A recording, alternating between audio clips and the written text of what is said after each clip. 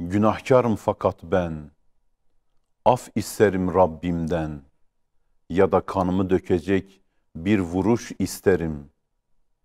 Kılıç ya da mızrakla deşilip çıkmış ciğerim. Tabii ki beni gören samimice desin, şu savaşçıya Allah rahmet eylesin. Ey nefis, bakıyorum cenneti hiç istemiyorsun. Boş bunlar, kalbim mutmaindir ki sen, su kırbasındaki bir damla susun. Ey nefis, çarpışmasan da bir gün öleceksin. İşte ölüm güvercini yaklaşıverdi. Ne arzularsan o verilir sana ey benliğim. Nefsim bir isteksizlik var sende. Savaşacaksın, dilesen de, dilemesen de. Hani çoktandır yoktu sende ölüm korkusu. Cafer, ne güzel geliyor cennet kokusu. Sözlerin en güzeli olan Yüce Rabbin adıyla, Zat-ı Akdes'in adıyla, var edenin adıyla, Rahman ve Rahim Allah'ın adıyla. Mısralara Yolculuk programına hoş geldiniz değerli izleyiciler. Hepinizi Allah'ın selamı, rahmeti ve bereketiyle selamlıyoruz. Programımız söze, sözün sahibine, şiire ve şaire dairdir. Daha önce de bunu söylemiştik. Sözü ve sözü söylemeyi bilene selam olsun.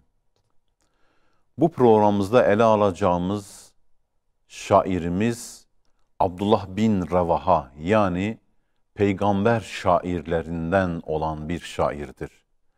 Onun hayatını, şiirlerini ve onun dönemini elimizden geldiği kadar incelemeye çalışacağız.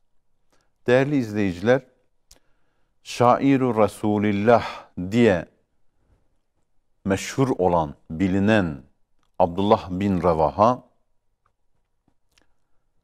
hakkında çok fazla bilgi olan birisi değil. Yani yazılı şairlik yönünü ele alan ve şairlik yönüyle ilgili divan ve benzeri durumu olan bir şair değil. Lakin Velid Kassab adında birisi, bir araştırmacı, onun hakkında İbn-i Hişam'da olsun, diğer İslam tarihi İbn-i Esir ve diğerlerinde bunları kendisi hakkında yazılan şiirleri toplayıp, derleyip bir araya getirmiş. Divanu Abdullah bin Revaha ve dirase fi siretihi ve şi'rihi diye bir araya toplamış, bir divan meydana getirmiştir. Abdullah bin Revaha Medinelidir, yani Ensardandır. Hazreclidir. Hazrec'in de Beni Haris kolundandır. Çok az kişiye nasip olan okuryazarlık olanı Abdullah bin Revaha'yı da içine almıştı. Bu oranın içinde olan okuryazarlardan Abdullah bin Revaha bunu usta bir şekilde kullanmış ve çok iyi eserler de vermiştir. Tabi cahiliye döneminde de şiirler söyleyen ve cahiliye döneminde de şiiriyle ön planda olan çok az şairlerden, tanınan şairlerden birisidir. Bakınız, Peygamber aleyhissalatu vesselam onun hakkında meşhur iki sözü var. Bunları buyurmuştur. Demiştir ki, şiirleri müşrikler üzerinde oklardan daha tehlikelidir. Tabi bunu ne zaman dile getirmiştir? Bunu Umretul Kada'ya giderken Abdullah bin Revaha, Hazreti Peygamber Aleyhisselatü Vesselam'ın devesinin yularını tutmuş ve yürüyerek gidiyor. Bu arada Beytullah'a yaklaşırken şiirler söylüyordu. Hazreti Ömer de onu biraz daha saygılı olmaya kendince davet ederek şiirler söylememesini istedi. İşte onun üzerine Peygamber Aleyhisselatü Vesselam bunu söyledi. Şiirleri müşrikler üzerinde oklardan daha tehlikelidir. Devam et dedi ve böylece Abdullah bin Revaha da şiirleriyle İslam'ı ve Resulullah Aleyhisselatü Vesselam'ı övgülere boğmuş oldu. Resulullah Aleyhisselatü Vesselam daha sonra onun hakkında bir söz daha söyleyecektir. O söz de şu: şüphe yok ki kardeşiniz batıl ve boş söz söylemez. Batıl ve boş söz söylemez. Elbette diğer şairler gibi Abdullah bin Revaha da bir zamanlar Müslüman olduktan sonra bazı şeylerden o da çekindi. Mesela Şuara suresi 24 ve 26. ayetler arasında geçen bir ifade vardı. Mealen deniliyordu ki şairlere sapıklar uyar. Şairlere sapıklar tabi olur. Onların her vadide şaşkın şaşkın dolaştıklarını ve gerçekte yapmadıkları söylediklerini görmez misin? Allahu Teala Şuara suresinde şairler için böyle buyuruyor. Abdullah bin Revaha ve diğer şairler Hasan bin Sabit, onlar da bunun üzerine gerçekten üzülüyorlar. Hatta Abdullah bin Revaha diyor, Allah benim de şair olduğumu biliyor. Demek ki ben de onlardanım. Benim de şair olduğumu biliyor. Demek ki ben de onlardanım. Fakat Abdullah bin Revaha her ne kadar böyle düşünüyorsa da ayetin devamı da nazil oluyor. Ayetin devamında şunu söylüyor Yüce Allah: ancak iman edip iyi işler yapanlar var ya, müstesna. Yani iman edip iyi işler yapanlar hariç, onlar, o şairler, iman edip iyi işler yapan şairler, onlar şeytanın tabileri değildirler. Onlar ancak hakkı tutup yükseltirler. İşte bu şairimiz Abdullah bin Revaha radıyallahu anh henüz cahiliye döneminde Evs kabilesinden meşhur bir şair var. Kays bin Hatim. Kays bin Hatim, Abdullah bin Revaha'nın olduğu kabileyi şiirleriyle hem aşağılamış hem de bir şekilde onları taan etmiş. Ama Abdullah bin Revaha da tarihe geçecek şiirlerle karşılık vermiştir. Aynı üslupta ve aynı dozda. Yani kabilesini şiirlerle muhafaza ve müdafaa etmiştir. Abdullah bin Revaha daha sonra 2. Akabe biatında Medine'de Hz. Mus'ab bin Umeyr'in çalışmaları neticesinde o da Müslüman olup 2. Akabe biatına katılmış. 2. Akabe biatında bulunmuş. Resulullah Aleyhisselatü Vesselam'a biat etmiş. Değerli izleyiciler, hani 2. Akabe biatında Müslümanlar toplandıktan sonra Hz. Peygamber Aleyhisselatü Vesselam'a şöyle seslenen biri var: Rabbin ve kendin için dilediğin şeyi bize şart koş. Böyle söyledi ya. İşte tarihte bunu söyleyen Abdullah bin Revaha'ydı. Hz. Peygamber Aleyhisselatü Vesselam'a Rabbin ve kendin için bize dilediğini şart koş demiştir. Neticede Resulullah Aleyhisselatü Vesselam buradaki biatı yenilemiş ve onlardan 12 nakib dediğimiz temsilcileri istemişti. O temsilcilerden biri de Abdullah bin Revaha'dır. Yani Peygamber Aleyhisselatü Vesselam'ın temsilcisi olarak kendi kabilesi içerisinde 12 kişiden bir kişidir. Bir tür naibidir, yardımcısıdır. Geçen programımızda Kab bin Malik'ten bahsetmiştik. Kab bin Malik bu 2. Akabe üzerine bir şiir söylemişti. Biz onu dile getirmiştik değerli izleyiciler. Kab bin Malik Abdullah bin Revaha için şunu söylüyor. Buradaki konumundan dolayı. Diyor ki, İbn-i Revaha da ahdini geri vermez. Ona göre ahdini bozmak zehirdir. İşte böyle özellikleri olan bir insandır. İbn-i Revaha, yani Abdullah İbn-i Revaha böyle özellikleri olan birisidir. Sözünü tutan birisidir. Sözünü yemeyi zehir içmekle eşdeğer tutuyor. Zaten Allah'ın Resulü Aleyhisselatü Vesselam cahiliyede de iyi özellik ve iyi ahlakı olan kimselerin Müslüman olduktan sonra da aynı ahlakı sürdürdüklerini, İslam'ın adabıyla daha da iyi geliştirdiklerini buyurmuyor muydu hadis-i şeriflerde? Neticede Kuba Mescidi'nin yapımında da Resulullah Aleyhisselatü Vesselam'ın ve ashabının bu gayreti üzerine Abdullah bin Revaha bir şiir icra etmiş, orada dile getirmiştir. O ufak bir şiirdir. Onu da okuyalım. Böylelikle şiirlerinden örnekler vermiş olacağız. Mescitleri inşasında çalışmaya koyulanlar, ayakta ve otururken Kur'an okuyanlar ve geceleri uyku ile geçirmeyenler felah buldular. Bakın hemen hemen şiirlerinde konu olarak ele aldığı şey bizim iman ve ahlakımıza dair şeylerdir. Yani ahirettir, cennettir, cehennemdir, şehitliktir. Bunları da ileriki süreç içerisinde göreceğiz. Şehadete olan özlemidir, Allah'ın yardımıdır. Bütün bunlar veya İslam'ın yüceliğidir, müminlerin özellikleridir. Bunları şiirlerine konu almıştır. Nitekim Mescid-i Nebi'nin inşasında da onun şiir söylediğini görüyoruz. Mescid-i Nebi'nin inşasında da şiirlerle Resulullah Aleyhisselatü Vesselam'ın yönetiminde ashabı teşvik etmiştir. Demiştir ki, ey Rabbimiz, yüklenip taşıdığımız şu kerpiç yükü Hayber'in hurma ve üzüm mahsulleriyle dolu yükünden daha hayırlıdır ve daha temizdir. Şüphesiz ki hakiki hayır ve menfaat, ahiret ecir ve sevabıdır. Allah'ım sen ensara ve muhacirlere merhamet buyur. Tabi bunu İslam tarihinde okuyanlar Peygamber Aleyhisselatü Vesselam'a ait olduğunu bilirler.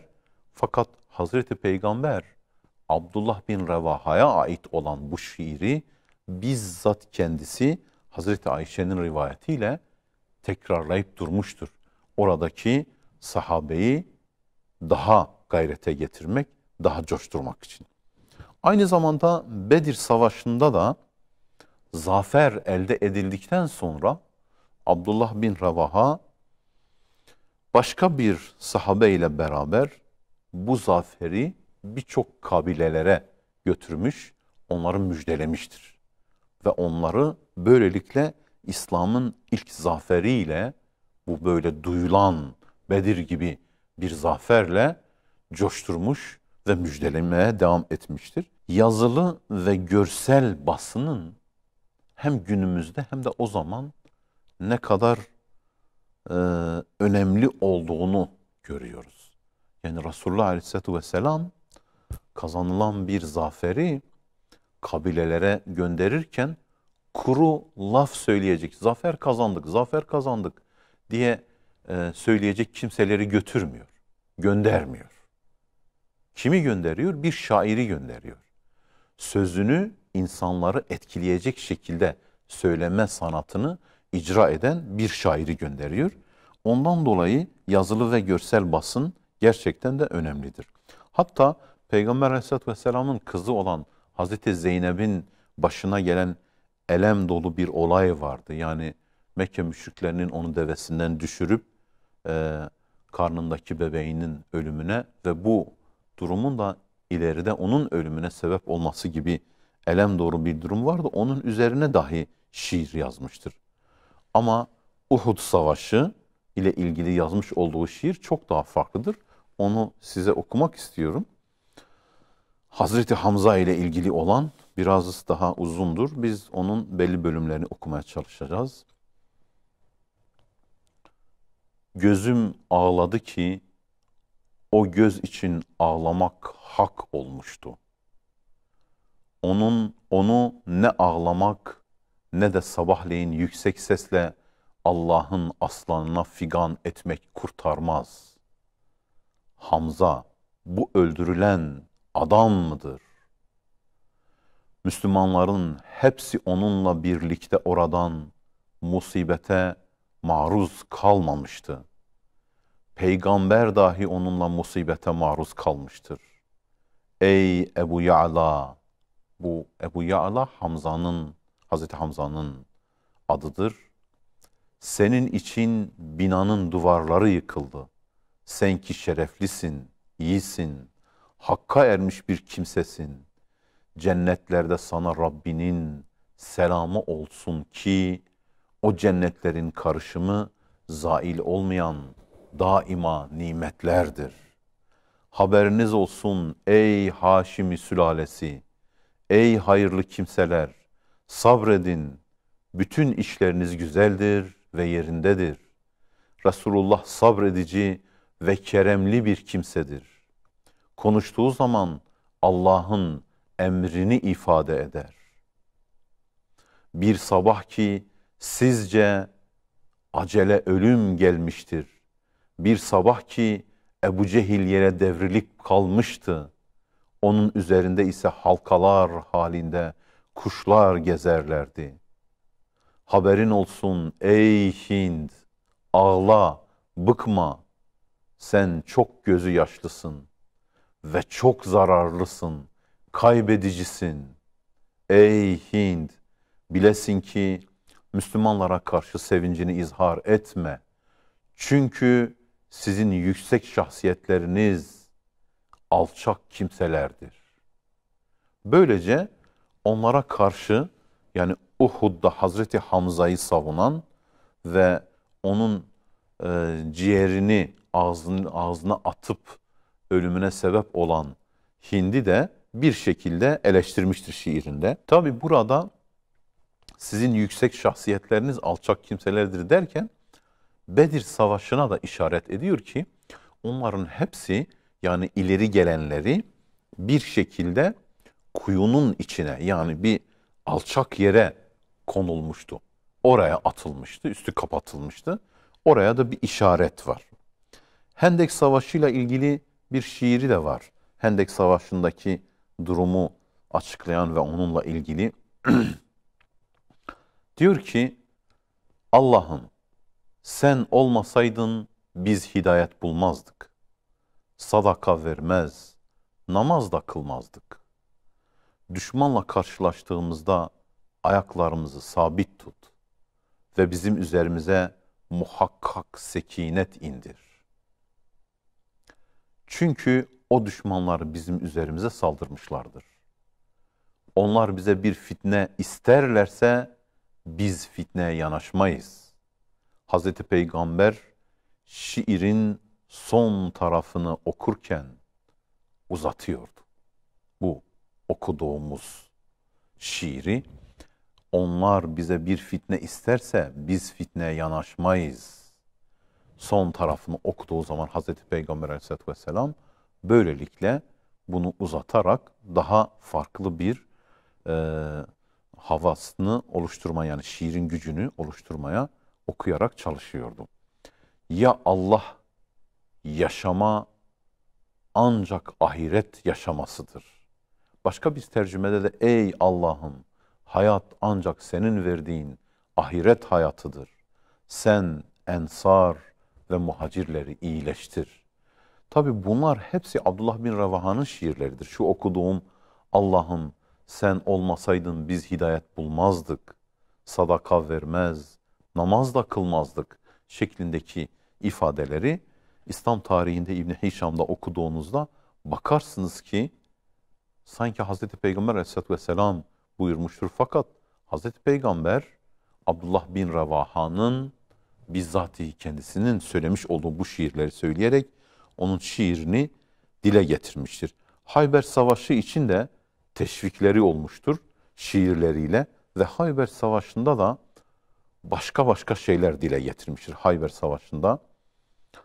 Dolayısıyla Abdullah bin Revaha'nın Hayber Savaşı olsun, Umretul Kaza'ya gidişte başta okumuş olduğum şiir olsun, devesini yularını elinde tutarak dile getirmiş olduğu bu duyguları olsun, Hazreti Peygamber hep ona böylelikle bir şekilde teşvikte, destekte bulunmuş ve bu şairimizi şiirleriyle hep desteklemiştir. Asıl olaya gelmek istiyorum ki, asıl Mute Savaşı'ndaki şehadetiyle ilgili olan şiirlerdir. Ve kendi yaşadığıdır. Biliyorsunuz Mute Savaşı, Resulullah Aleyhisselatü Vesselam'ın elçileri hariç, yani elçilerinin diğer yerlerde herhangi bir durumu olmadı. Burada elçileri şehit edildi, kendi elçisi. Şehit edildiği için de onun intikamını almak adına 3000 gönüllü Müslümanı Rumların üzerine göndermiş oldu. Önce Rumlardan 100.000 kişilik bir orduyla karşılaştılar. Daha sonra bir rivayette de 200.000 kişilik bir ordu olduğu geçiyor. Resulullah Aleyhisselatü Vesselam Hazreti Zeyd'i bu savaşta komutan tayin ediyor. Fakat diyor ki eğer Zeyd şehit olursa Cafer bin Ebi Talib komutan olsun. O da şehit olursa Abdullah bin Revaha komutan olsun. Abdullah bin Revaha gerçekten de her iki komutanın şehit olmasından sonra atı üzerinde savaşırken şehit olana kadar bu savaşta bulunuyor. Ama Abdullah bin Revaha'nın sürekli terbiyesinde olan, kendisinin ilgisinde olan bir sahabe vardı. Bu da Zeyd bin Erkam. Zeyd bin Erkam o zamanlar çocuktu. Kendi anlatımında diyor ki biz savaşa gittiğimizde herhangi bir savaşta ben onunla beraberdim. Ama bu Tebuk, bu savaşında, Mute Savaşı'nda ben onun atının arkasındaydım. Yani arkadan tutmuştum. O da ağlıyordu atının üzerinde. Hem ağlıyor hem şiirler söylüyordu. Veya şiirle beraber niyaz ediyordu. Şiir şeklinde niyaz ediyordu. Bu şekilde diyor gidiyorduk. Baktık ki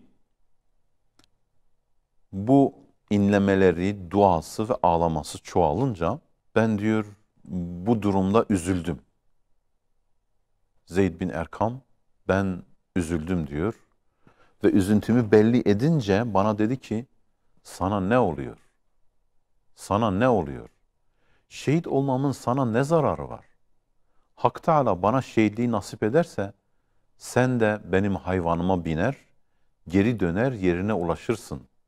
Ben ise dünyanın dert, tasa, üzüntü ve hadiselerinden kurtularak özlediğim şehitlik makamına kavuşurum.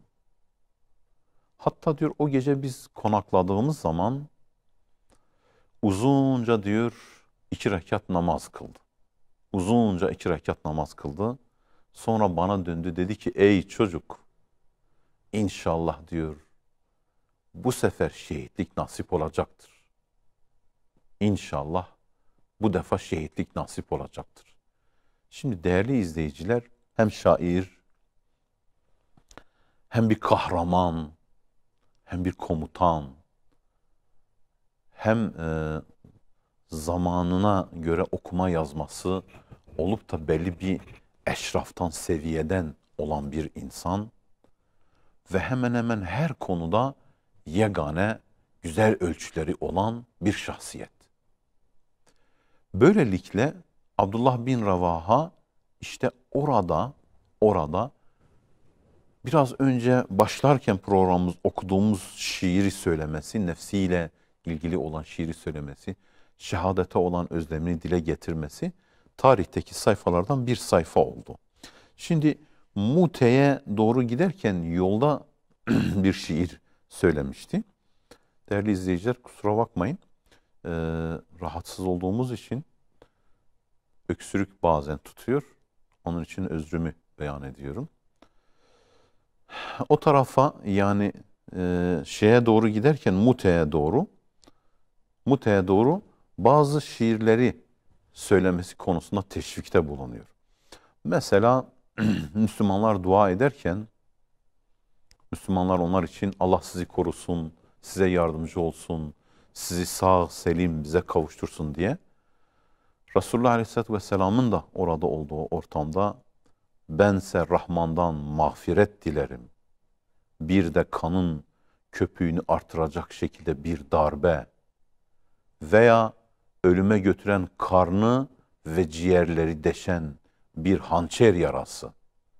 Ta ki kabrimin yanından geçenler Allah o gaziyi doğru yola iletsin denilsin ve doğru olan yolu tutmuş olsun. Böylelikle farklı farklı tercümelerle bu şiiri dile getirmiş. Bir başka aynı şekilde vedalaştıktan sonra da aynı şekilde şöyle bir şiir dile getirmiş. Allah sana verdiği güzel şeyleri devamlı kılsın. Tıpkı Musa'yı sabit kılması gibi ve yardım görenler gibi yardım etsin. Şüphesiz ben sende bolca hayır görüyorum. Allah bilir ki ben keskin görüşlüyüm. Sen peygambersin. Kimsenin hayrından mahrum kalsa kader onu düşürmüş demektir. Bu savaşta Peygamber Aleyhisselatü Vesselam'a yola çıkmadan ona karşı duygularını bu şekilde dile getiriyor. Şimdi gidiyorlar ve böylelikle Resulullah Aleyhisselatü Vesselam'ın bahsetmiş olduğu yere vardıklarında bu haberlerle karşılaşıyorlar. 100.000 kişilik, 200.000 kişilik bir Rum ordusu gelmiş. Toplanıyorlar ve bazı kararlar almaya çalışıyorlar. Kimi diyor ki işte haber gönderelim, Hazreti Peygamber bize yardım göndersin. Kimi de farklı farklı tedbirler öne sürüyor.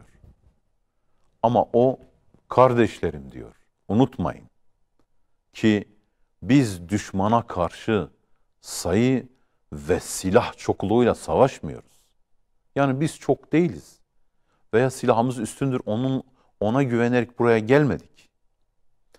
Cenab-ı Hakk'ın lütfettiği İslam dini ve iman gücüyle bu meydana atıldık. Hepimiz Yüce Allah'tan iki şey diliyoruz. İki iyilikten biri var bize. Ya şehadet ya zafer. Ey mücahitler! Bu sefere niçin çıktığımızı hatırlamıyor gibisiniz.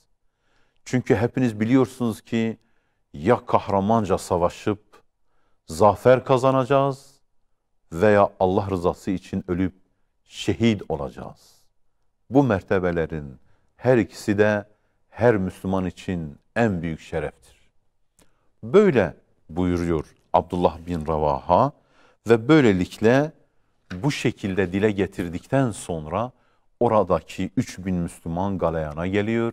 Savaş için öyle bir galeyana geliyorlar ki 100.000 veya 200.000 kişilik olan bu orduya karşı evet bu komutanlarını Hazreti Zeyd'i, Hazreti Cafer'i, Abdullah bin Revaha'yı şehit veriyorlar ama Halid bin Velid'in yani son komutanlarının komutasında da güzel bir şekilde zaferle geri dönüyorlar. Onları bozguna uğratıp zaferle geri dönüyorlar. Şimdi değerli izleyiciler, Abdullah bin Revaha'nın bir özelliğinden bahsetmek istiyorum. Abdullah bin Revaha kiminle karşılaşsa, kardeşim diyor, gel de bir saat Rabbimize seninle iman edelim. Seninle Rabbimize bir saat beraberce iman edelim.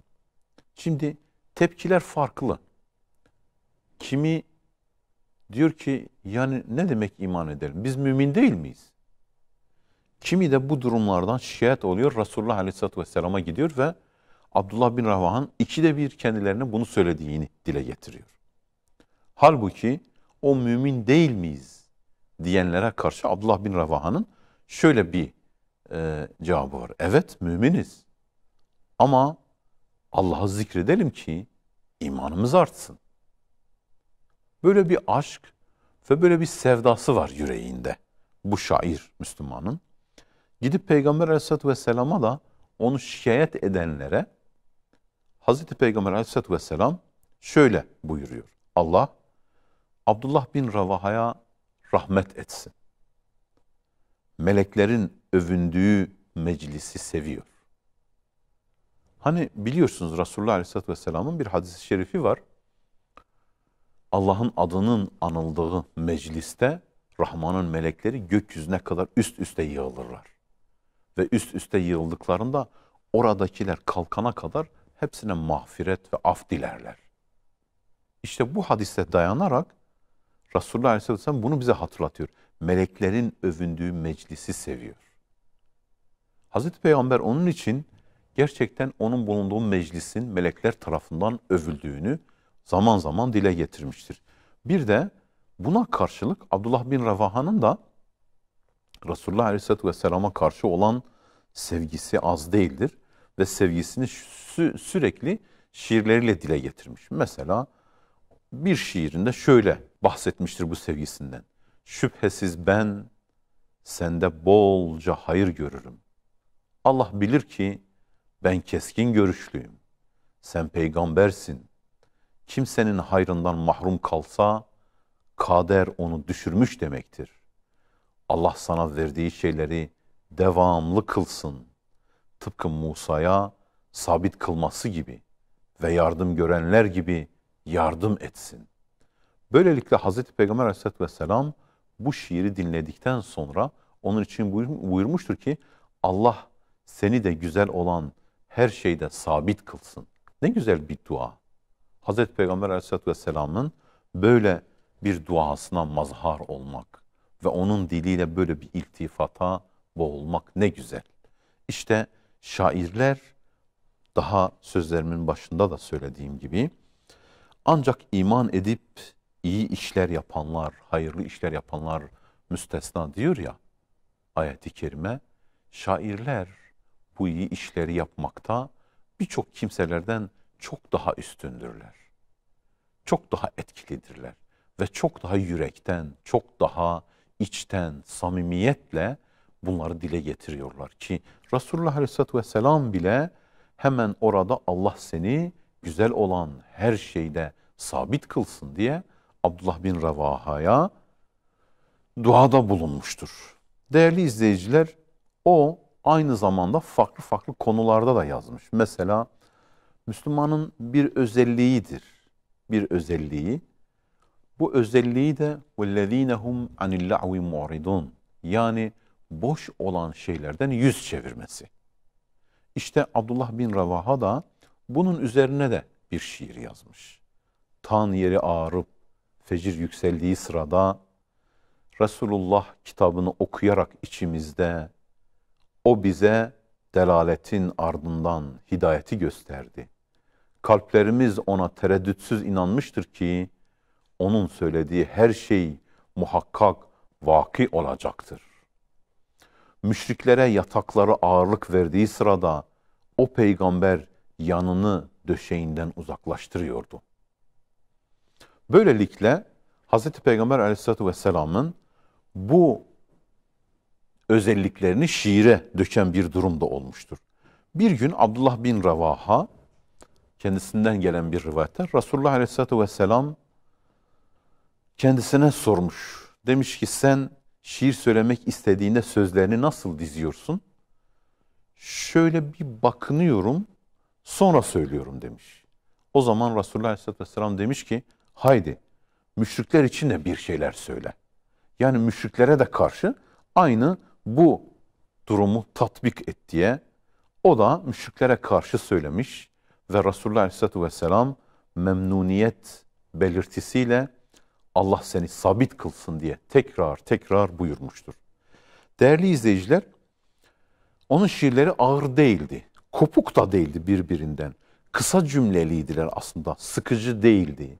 Doğruluğu konu alan şiirleriydi. Dini şiirlerdi. Akide ile bağ kurarak nefsin arzularından uzak durulmasına dair olan şiirler söyleniyordu.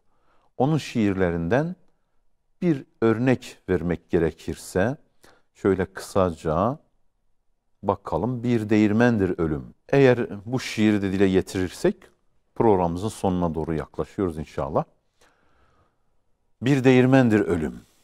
Allah'a yemin ederim. Attan ya inecek veya indirileceksin. Hele niye duruyorsun ayağına gelmişken cennetin? Ey nefis! Vuruşup öldürülmezsen de ölüm seni bulacak. Bir değirmendir ölüm, bir gün seni de alıp öğütecek. Neyi arzuladıysan dünyada, bunlar hep sana verildi.